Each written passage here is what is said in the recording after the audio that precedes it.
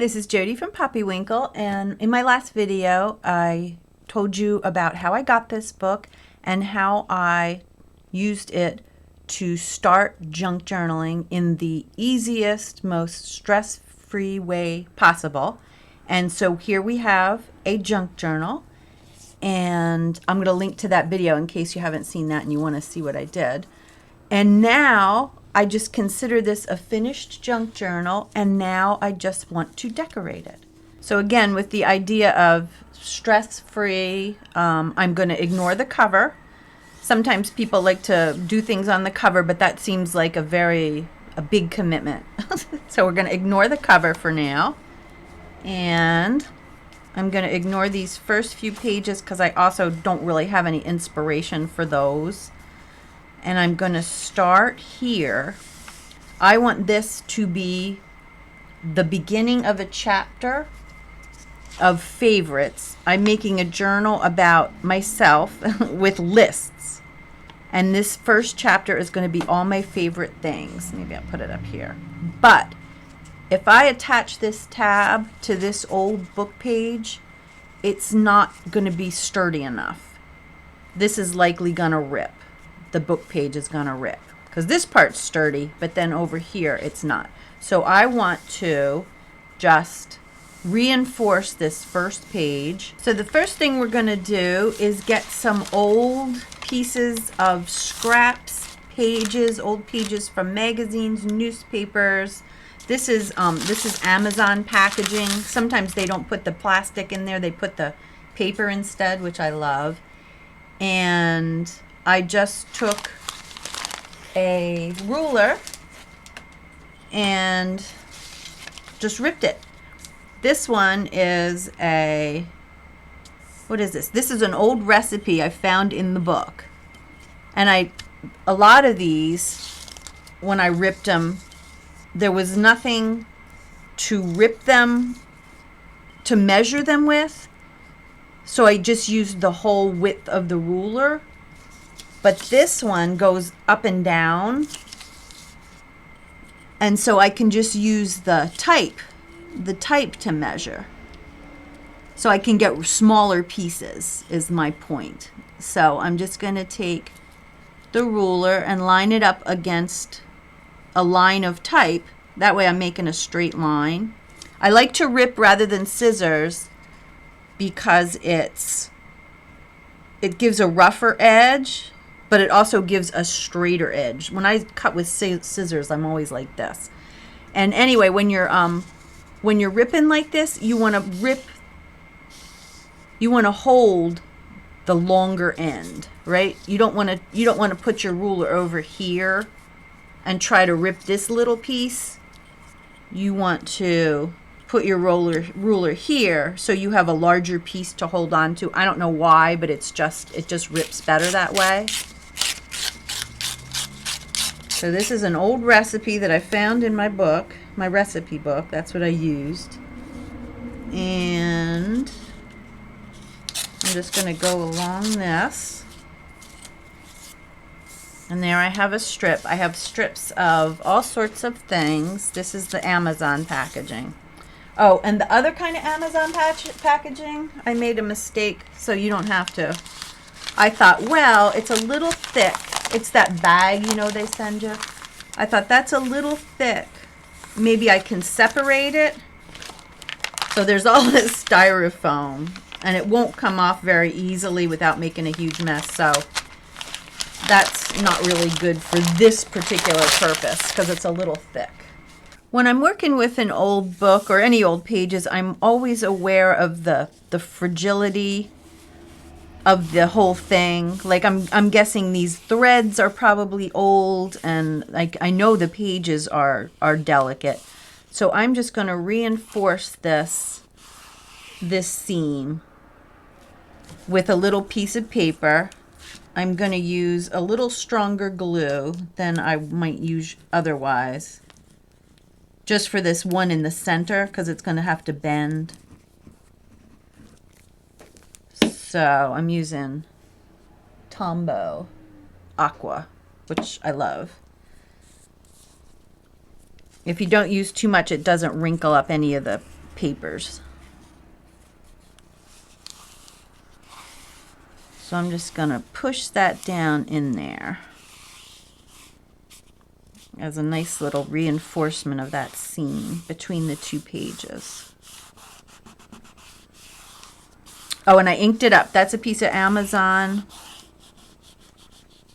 stuffing that they put in the box, and it's essentially craft paper, you know, paper bag paper. And there it is. And so I inked around the edges just because it makes it stand out. And I'm probably going to ink around some of these other edges.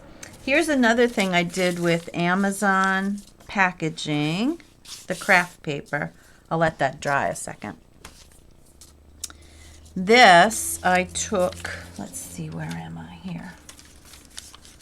I took stamps, and I'm doing neutral on this page, so I didn't really use any colors. I took stamps and just kind of alternated them down the page, and then in this one, I think, was this the one? I think this is the one I used watercolor. Again, in some kind of a neutral. This was a light brown.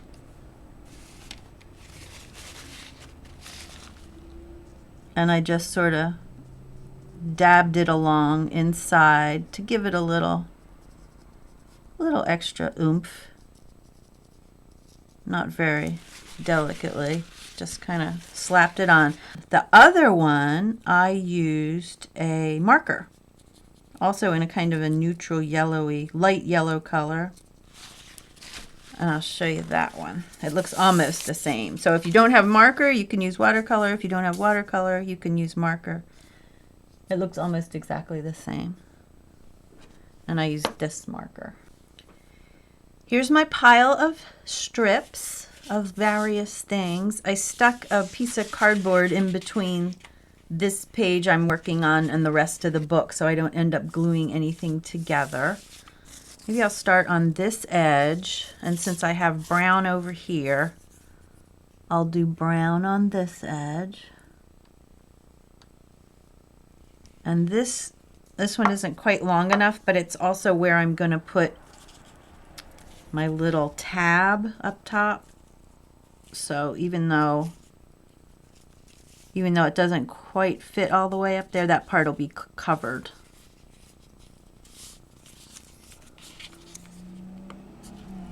So there that is. I'm just using a glue stick because I think that'll be enough. I think that'll be enough.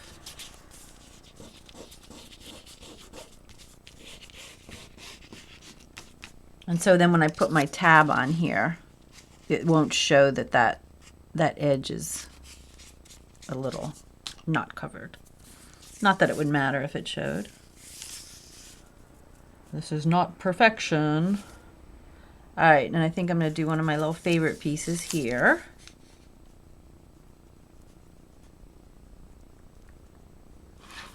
It took me a while to come around to glue sticks, quite frankly. I think of them as for kids, and I didn't think they were as strong as they are. But anything I've done, you know, and gone back to it, it's stayed stuck.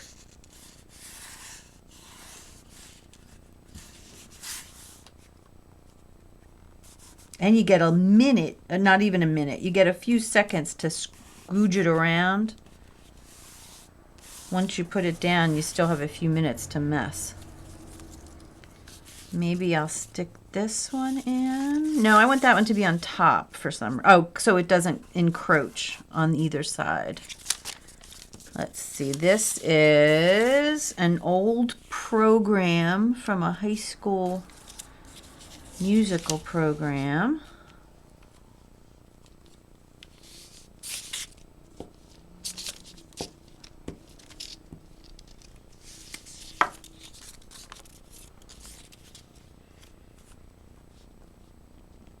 And all these layers and all that glue is making this whole page thicker. Thicker and more sturdy.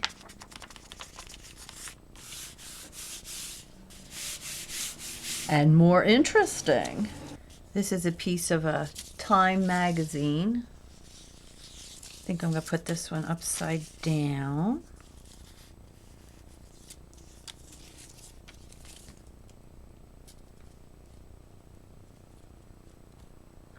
And I'm kind of overlapping them a little. I'm not trying to get them exactly one next to the other necessarily. Just for extra strength. One of these, oh, this one. This is a page. Part of getting this book prepared was to rip some of the pages out, and I saved those pages. And this one is one of the actual pages from the book.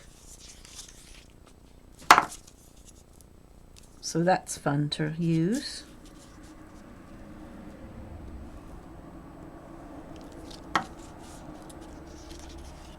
Ooh, I wanted to get another one of those recipe pages in too, though. Maybe I'll put this one here.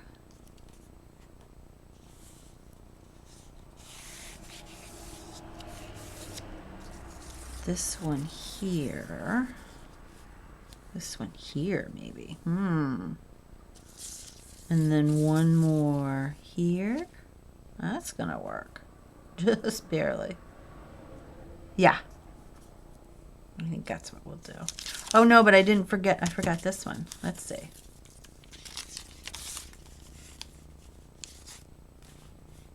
Yeah, like that. So there we have a page.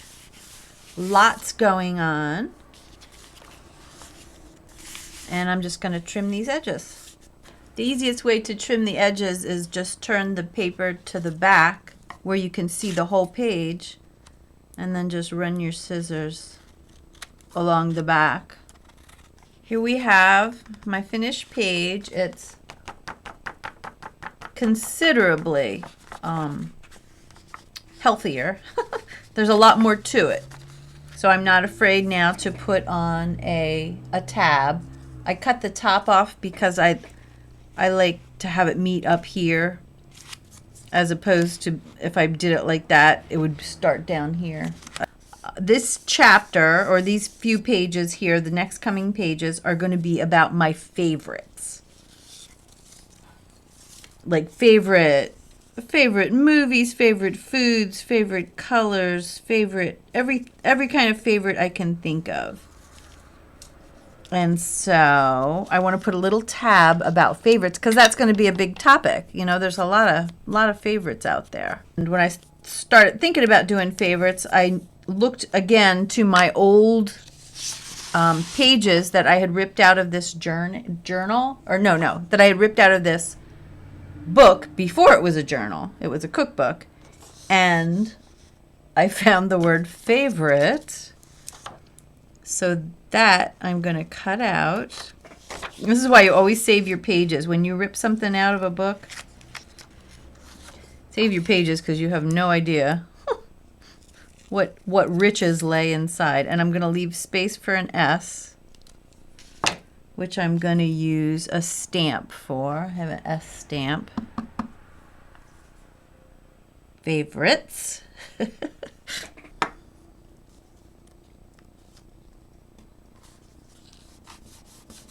And now I'm just going to use my stronger glue, because this is construction, not decoration so much. Oop. And slide this right up there. And I always have a little something to blot any extra glue.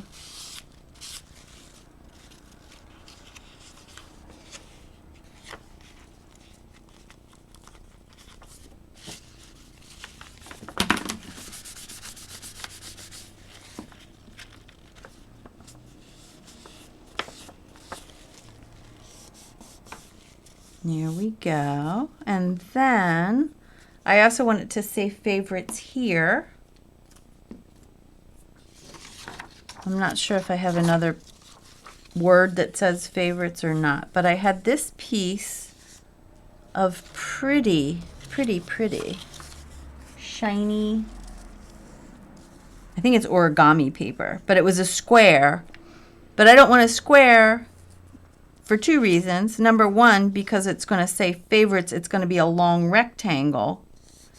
You know, if I were making a big statement that's wider, then I'd want a square, but I want a rectangle to fit my word. And plus, that gives me this. So when I finally do something over here, I've got a matching piece to kind of make it all look cohesive. I don't know what I'm doing over here, but at least I have a piece of something that goes with this. I've been gathering some things in neutral colors to just finish off this page. This is, I went into a Google Docs, a Google Docs document and just typed out the word favorite or favorites over and over again, different fonts, different sizes, so I can use that throughout on different pages. You know, so if I want to say favorite foods, I can use these, you know, and then just write in the rest or whatever. So I'm going to put one of those in here.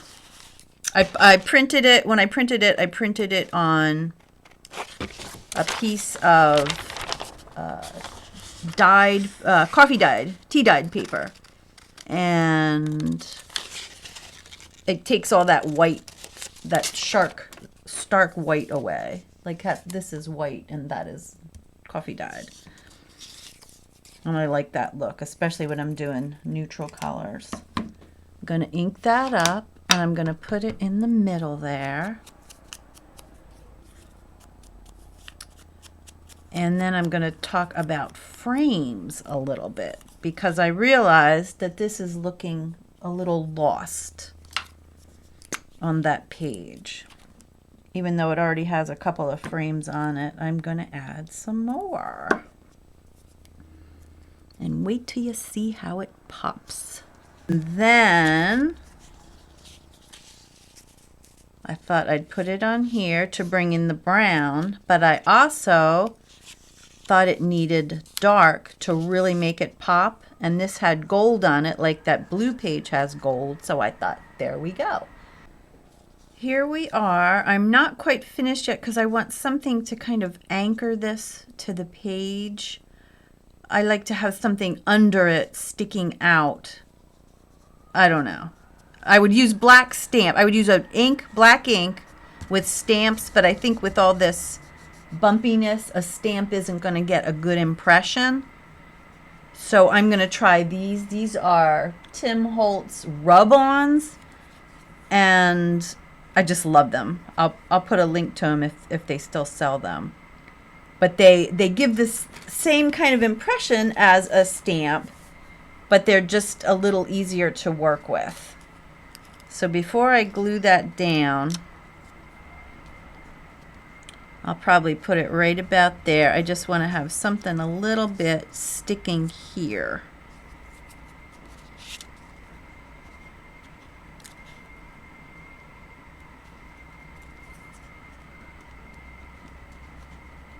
And I think that if I'm persistent, I can get that to work even over the bumpy surface.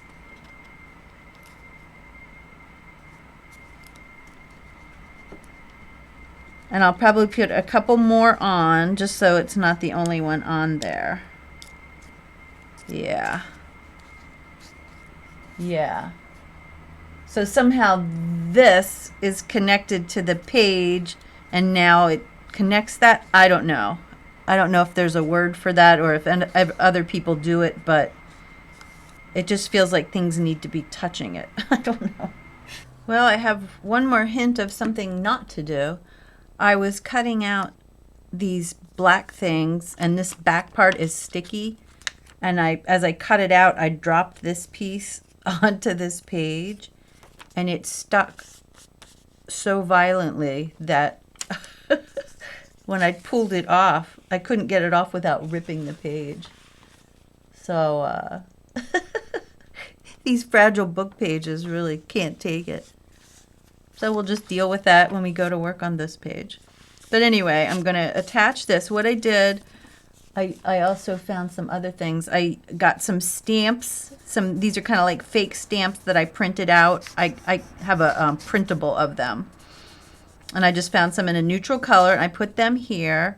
I did the black rub-ons, like I said, and then I also found some gold letters, which also echoes the gold in here, and 3 is my favorite number, so I put some gold 3s on there. And now I'm going to use my strong glue to attach this, because there's so much cardboard here. Somehow the heavier it is, the more glue you need. So I'm going to put it here so it goes over that, and here so it goes over the stamp, and snug it up to this. So all that layering kind of makes it look like it belongs to the page, as opposed to just slapping it out there. So there is our chapter page title. I'm having so much fun just playing, just with junk, and nothing has to match, just loving this. So I'm just going to keep going page after page, and I'll be making videos as I go. So thanks for watching. If you liked it, give me a thumbs up, and I'll see you next time. Bye.